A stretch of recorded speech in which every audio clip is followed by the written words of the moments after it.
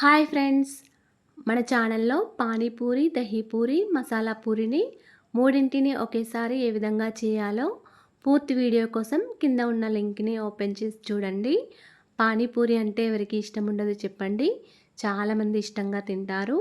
కాబట్టి ఈ విధంగా పానీపూరి, మసాలా పూరి, దహీపూరిని ఇంట్లోనే చాలా రుచికరంగా చేసుకోవచ్చు. చాట్ని ఈ విధంగా ఐరన్ పెనంపై వేసి వేడి చేసి అలాగే పానీని కూడా వేసి వేడి చేసుకుంటూ దహీపూరి, మసాలా పూరిని ఈజీగా తినేయొచ్చండి. చాలా రుచికరంగా, యమ్మీగా, వేడిగా చాలా బాగుంటుందండి. దహీపూరి, మసాలా పూరిని, పానీపూరిని మీరు కూడా ఈ విధంగా ఒకసారి ట్రై చేసి చూడండి. ఇంట్లోనే పర్ఫెక్ట్ టేస్టీతో చాలా రుచికరంగా ఉంటుంది. అలాగే మా ఛానల్ని ఇంతవరకు సబ్స్క్రైబ్ చేసుకోకపోతే సబ్స్క్రైబ్ చేసుకోండి ఫ్రెండ్స్. అండ్ లైక్ చేయండి, షేర్ చేయండి.